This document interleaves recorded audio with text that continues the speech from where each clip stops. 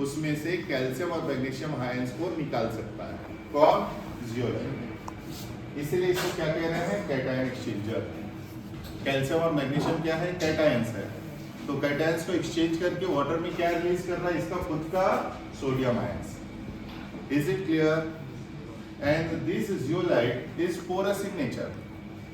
एक बड़ा मॉलिक्यूल है जिसके हेड में सोडियम आयंस होल्ड है।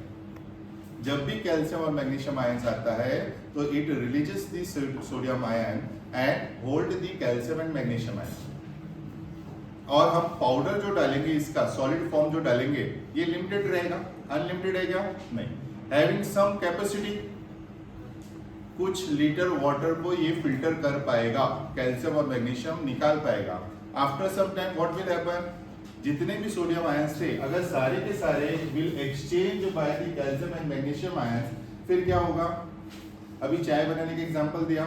मान लो किसी के घर में 4 ही मेंबर है, लेकिन मेहमान आ गए, 20 गेस्ट आ गए, अब उनके लिए चाय बनानी है, तो चाय का छन्ना वो 4 के लिए सफिशिएंट था, लेकिन अब 20 के लिए कम से कम 1 लीटर हम चाय बना रहे हैं और उससे छान रहे हैं, तो क्या हो जाएगा? कुछ देर के बाद 5-6 कप के बाद वो क्या हो जाएगा? छन्ना फुल हो जाएगा। फुल नहीं हो जाएगा, ब्लॉक हो जाएगा। अब चाय छनेगी क्या उससे? नहीं। वाई? क्योंकि उसकी जितनी जाली थी सारी की सारी चाय पत्ती से भर गई, क्लॉग हो गई, ब्लॉक हो गई। अब चाय नहीं जा सकती, तो हम क्या करते हैं फिर ट्रीटमेंट? उसकी चाय पत्ती हम पलट देते हैं और छन्ना को फिर से हम लगा देते हैं।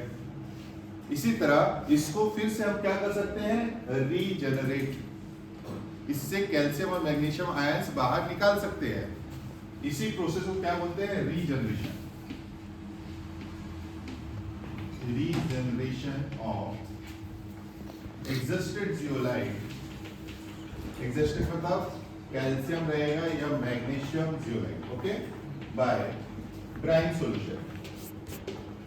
What is the brine solution? Simply, it is 10 to 20% of NaCl solution. It is called as a brine solution. Percentage बोले तो कितना है? 10% बोले तो 10 ग्राम इन 100 ml, तो 10% solution of NaCl बन जाएगा। What will happen? Look at here. If I take the example here, calcium zeolite, ये ब्लॉक है, क्लॉग है, फुल है, और मुझे इसे फिर से रिफ्रेश करना है, तो इसमें क्या डालूंगा? Brine solution. Means what? NaCl का सॉल्यूशन डालूंगा। What will happen? Look at here. It will form fresh zeolite, Na2Z, और ये very hard water calcium chloride का निकालेगा। इसे बीकर में स्टोर करो और बाहर डिस्ट्रॉय कर दो एप्रोप्रिएट प्रोसेस से। Is it clear? लेकिन यहां पर क्या हो गया? फ्रेश जियोलाइट रेडी हो गया। सिर्फ कैल्शियम जियोलाइट ही नहीं है ब्लॉक, मैग्नीशियम जियोलाइट भी है। Look at here, MgZ. Again use the brine solution. What will happen? It will form fresh zeolite red by releasing magnesium chloride. It is the hardness causing salt, और hardness है, beaker में निकाला और बाहर appropriate तरीके से destroy कर दिया। अब ये बेड फिर से रिफ्रेश हो गई एंड इसकी हम साइकिल फिर से यूज कर सकते हैं बाय पुटिंग ये। That means what? हम ये साइकिल कंप्लीट कर सकते हैं। Use and reuse, use, regenerate and reuse, use, regenerate and use, number of time कर सकते हैं। So this one is benefit over the lime soda process, that we can use number of time this cycle. The second thing also, क्या होता था वहां पे lime soda में? There is the formation of magnesium hydroxide precipitation and calcium carbonate precipitation. इन दोनों को combine हम क्या बोलते थे? स्लज। स्लज आउटलेट बनाए थे उसके इंस्ट्रूमेंटेशन में, याद है आपको? तो ये स्लज का भी हेडेक है, इसे डिस्ट्रॉय कहाँ करें? लेकिन इसमें ऐसा कोई हेडेक है क्या?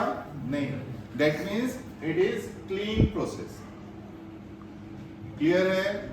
ये क्या है? सबसे पहली बात है कि ये साइक्लिक है, हम नंबर ऑफ टाइम यूज कर सकते हैं, और दूसरी खास बात क्या है?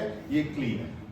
अभी इंस्ट्रूमेंटेशन जब मैं आपको पढ़ाऊंगा तो इंस्ट्रूमेंटेशन में बताऊंगा कि ये कॉम्पैक्ट भी है, बहुत लार्ज स्पेस नहीं लेता है, आप इंस्ट्रूमेंट देखोगे फिर इसका फायदा बताऊंगा। और इट हैव सर्टेन लिमिटेशंस, वो लिमिटेशंस भी बताऊंगा। मैं फिर से एक बार रिपीट कर रहा हूं, what is zeolite? Zeolite means what? It is hydrated sodium aluminosilicate. Empirical formula of this one is this: Na2O Al2O3 X, the value of X is 2 to 10, SiO2, Y, the value of Y 2 to 6, water, H2. That means hydrated sodium aluminosilicate.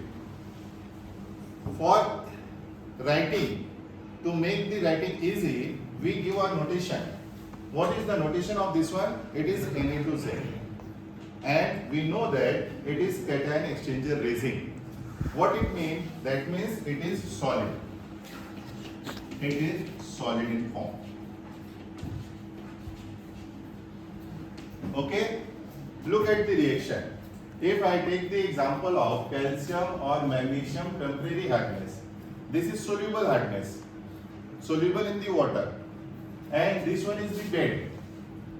क्या कर रहे हैं हम? ये इस hard water को इस bed से परकोलेट करने की कोशिश कर रहे हैं। Okay, what will happen? जितने भी कैल्शियम और मैग्नीशियम थे ये होल्ड कर लेगा Z और वाटर में क्या भेज देगा? सोडियम। ये टेम्परेरी हार्डनेस निकाल पा रहा है। सिमिलरली परमानेंट हार्डनेस भी निकाल सकता है। जितने भी कैल्शियम और मैग्नीशियम की परमानेंट हार्डनेस है, अगर हम इसको पास करें through the bed of the zeolite, sodium zeolite, what will happen? All the calcium and magnesium ions is hold back that solid zeolite. It cannot pass away or pass away into the effluent of that system. Effluent में क्या आएगा? Sodium ions आएगा। लेकिन calcium और magnesium आएगा क्या? नहीं। Is it clear?